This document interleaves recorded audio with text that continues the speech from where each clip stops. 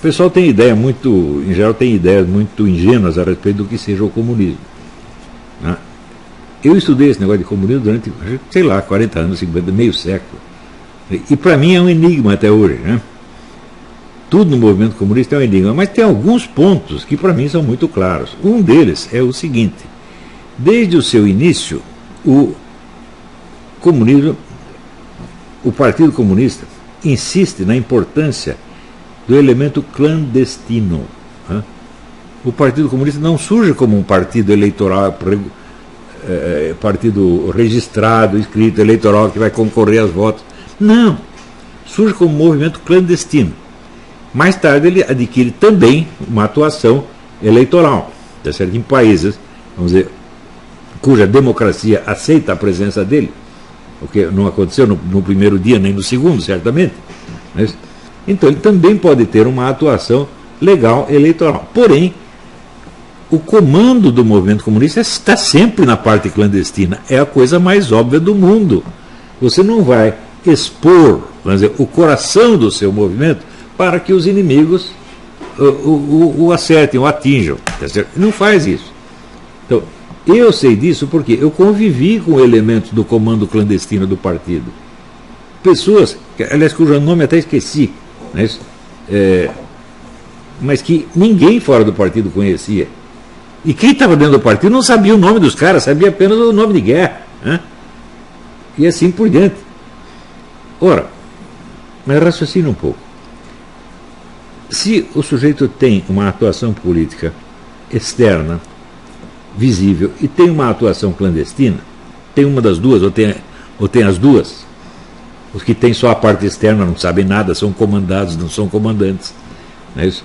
Por exemplo, os vários deputados que o partido mandava votar. Não é isso? Ah, sei lá, você vai votar no Alberto Goldman, você vai votar no sei. Esses não sabem de nada, coitadinho. Esses são pau mandado do partido. Né? Tinha vários desse tipo. Sarney. Né? Sarney era um deles. Né? Ney Braga era outro. E assim por diante.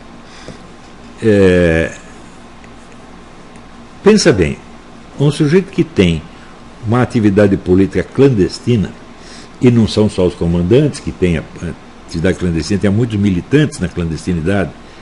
Depois, quando o partido se torna ilegal, vão todos para a clandestinidade, é óbvio, né? Ora, se você está na clandestinidade, isso significa que as leis, o sistema jurídico estabelecido, o sistema das normas estabelecidas, para você não vale nada. Você pode até obedecer, por uma questão de conveniência, num momento ou no outro, mas você não respeita. Você não sente dever de obedecer àquela coisa. Isso quer dizer que a Constituição, o Código Penal, o Código Civil, o Código de Processo Civil, o Código de Processo Penal, para o militante comunista é tudo bosta. Hã? Você está entendendo? Esta é a regra da burguesia, a regra do inimigo. Nós não podemos obedecer à regra do inimigo. Nós podemos, às vezes, nos adaptar a ela quando essa é da nossa conveniência, até para enganar o inimigo. Fingimos que somos democratas, fingimos que queremos a ordem constitucional. Eles vivem fingindo isso. Mas por dentro eles riem, é óbvio que riem. Isso significa que a mente do sujeito, a mente e o coração do comunista, não são regidos pela ordem constitucional, a ordem jurídica existente. Não são.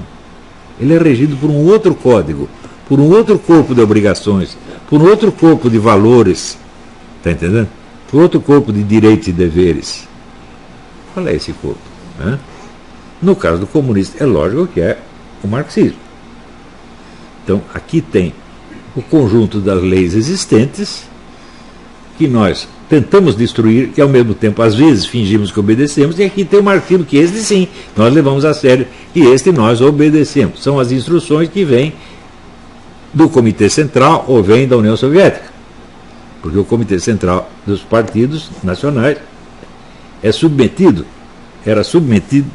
ao governo soviético, ao Partido Comunista da União Soviética. Então, a noção que o partido tem do mundo, esta é a realidade. E este é o código real ao qual nós nos submetemos. E ao outro lado existe o código de fingimento, existe a mentira estabelecida, no qual só a idiota da burguesia acredita, e que nós podemos usar sem acreditar. Tá certo? Isso é assim desde que existe o movimento comunista. E é impressionante o número de direitistas que não sabem que é assim. Que, por exemplo, quando o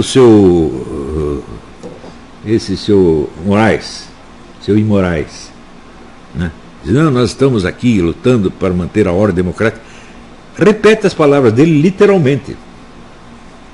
Ele está proibindo atividades contra a ordem democrática. Quer dizer, acredita que o sujeito está fiel à ordem democrática. Não é possível esse nível de burrice. Realmente não é possível. É? Agora, pior do que isso é o seguinte. Os caras acreditam que o I. Moraes e outros iguais a eles são fiéis à ordem democrática, quer dizer, à ordem da República. Sabe por quê? Porque eles não conhecem nenhum código superior à ordem da República. Eles não conhecem nenhum marxismo.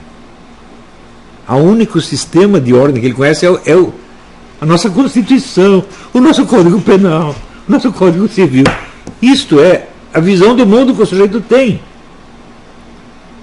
Gente, é possível ser mais superficial, mais bobo do que isto? É? Porque nós temos uma Constituição que foi feita às pressas, feita nas coxas. Outro dia, 1988. Como que isso pode ser a ordem da realidade? Como que isso pode ser o código que vai reger a nossa vida? Não, ele pode reger uma parte dos nossos atos, a parte mais externa, a parte que se refere, a parte, não do ser humano real, mas do cidadão. Cidadão é um recorte, né? É um recorte abstrato feito em cima do ser humano concreto. Na sua vida real, ninguém obedece à Constituição e o Código Civil, o Código Penal. Só obedece nas suas relações com outros cidadãos. Cidadão não corresponde ao ser humano. Cidadão é apenas a parte social dele numa determinada sociedade. Você está entendendo? Então, que se você mudar de país, você não está mais submetido àquela Constituição e àquele direito penal. Você muda para a Zâmbia, para o México. Pronto, você tem outra Constituição, outro direito penal. Para você ver a que ponto esses códigos são superficiais. Eles são convencionais e superficiais. Eles não transmitem a realidade e, portanto, a obediência a eles só pode ser parcial e condicional. Não é possível uma obediência total, verdadeira. Não é possível. Por quê? Porque eles não são o código supremo que rege a vida humana. Eles estão submetidos a outros códigos. Eu vou lhe dar um exemplo. Todas as constituições e códigos penais do mundo estão submetidos às leis da lógica. Se ele viola a lei da lógica, eles não valem.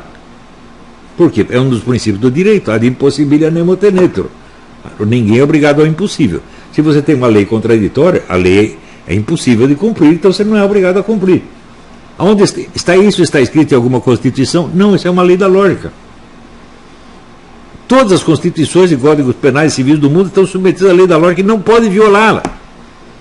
Agora, gente que nunca estudou lógica e não sabe como a lógica funciona, pega a Constituição, o Código Penal, o Código Civil, e tem aí, vamos dizer, o código máximo que vai reger a sua vida. Ou seja, você está vivendo, vamos dizer, num teatro de fantoches.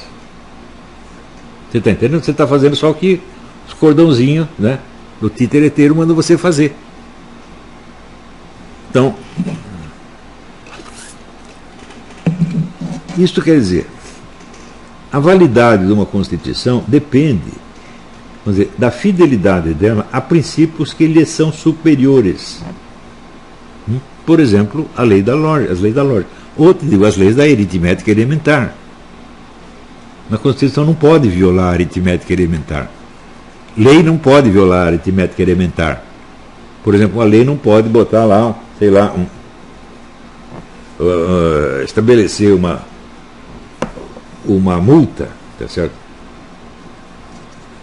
Cujo cálculo viole as leis da aritmética elementar. Não pode. Né? Agora, é só a lógica aritmética elementar? Não.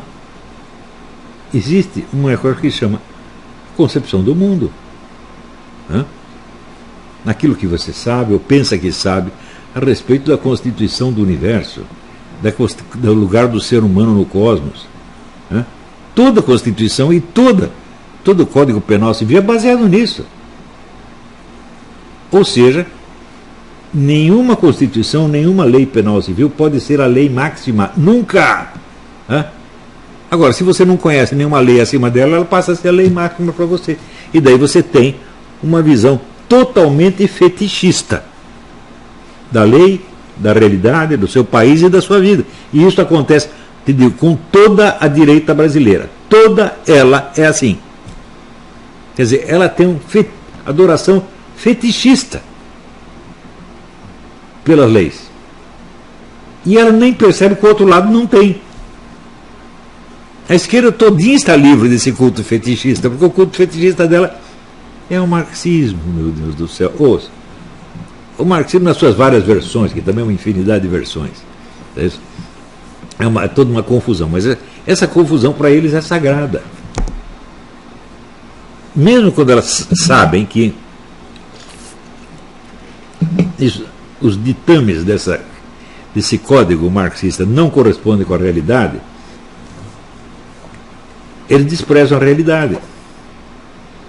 Porque o código marxista, o código revolucionário, tem como primeiríssima e única lei, na verdade, é o seguinte: tudo que favorece a revolução é bom, tudo que desfavorece é mal.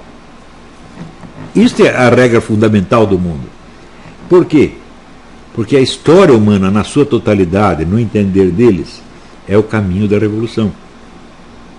Quer dizer, a revolução comunista é a culminação e o topo e o destino final de toda a história humana. Portanto,